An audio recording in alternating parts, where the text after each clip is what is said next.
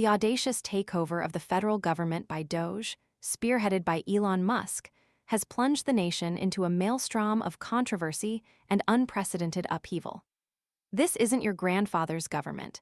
It's a high-stakes experiment, blurring the lines between Silicon Valley disruption and the delicate machinery of state. The Fox News interview, a carefully curated performance by Musk and his Doge team, served as a jarring counterpoint to the growing chorus of outrage and legal challenges engulfing their administration. Musk, ever the showman, painted a picture of streamlined efficiency and cost-cutting triumph. He boasted about a remarkably low employee turnover rate. Basically, almost no one has gotten fired, he claimed, a statement starkly at odds with the reality of tens of thousands of federal employees laid off, many later reinstated after legal battles. This brazen disregard for established processes and the rights of workers underscores the aggressive nature of Doge's takeover. The initiative, which planned to lay off or buy out 100,000 federal employees, has already dismantled USAID, the world's largest single source of humanitarian aid, a move that has sent shockwaves through the international community and raised serious ethical questions. The speed and scope of Doge's consolidation of power are breathtaking.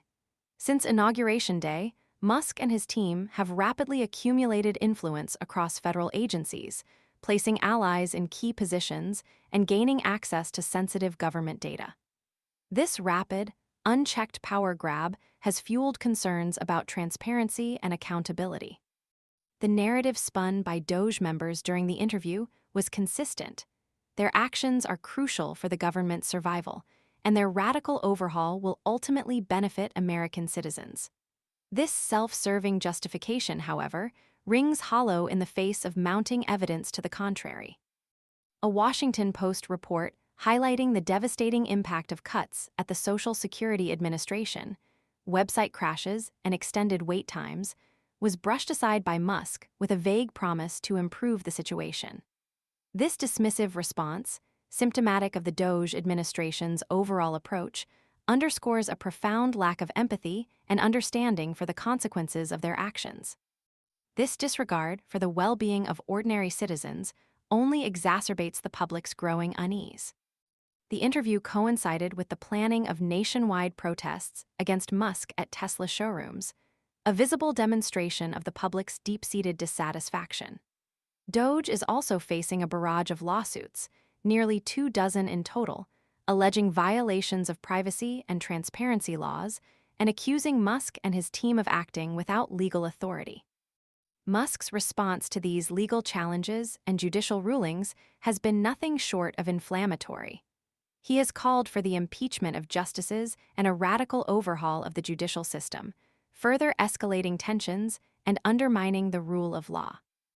Adding to the controversy is the youth and inexperience of many Doge members.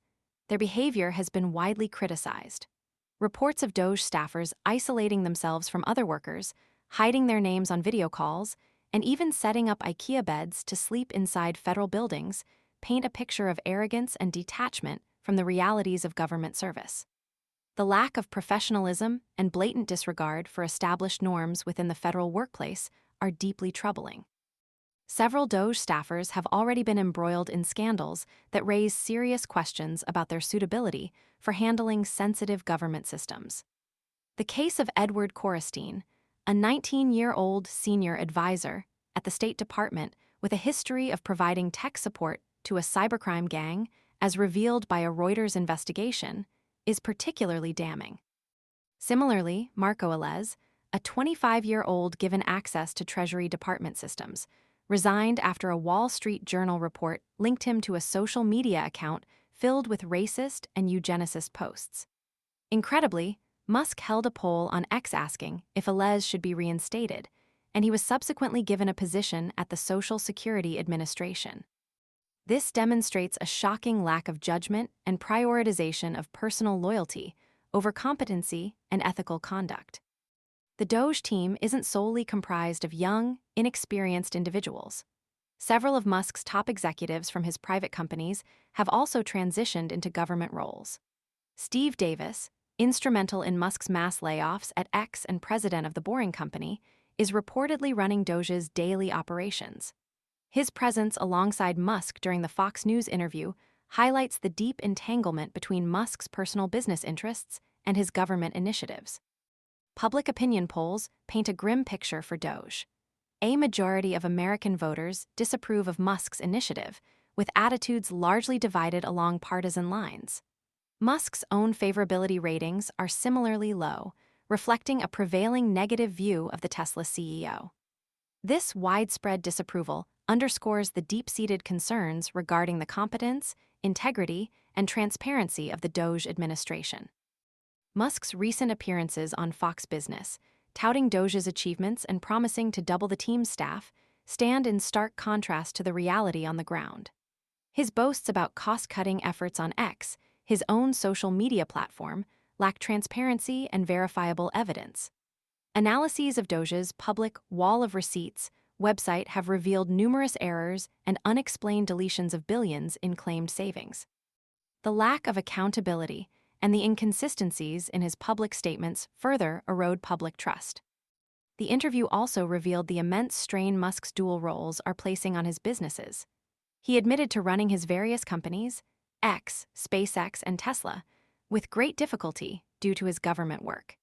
This admission, coupled with Tesla's stock slump and a $100 billion loss from Musk's personal fortune, raises questions about the long-term sustainability and viability of his ambitious, multifaceted endeavors. The Doge experiment is far from over, and its consequences for the nation remain to be seen. The coming weeks and months will undoubtedly bring further revelations, legal battles, and public demonstrations, shaping the future of American governance in ways no one could have foreseen. The unfolding saga of Doge serves as a cautionary tale about the perils of unchecked power, the fragility of democratic institutions, and the unpredictable consequences of prioritizing personal ambition over public good.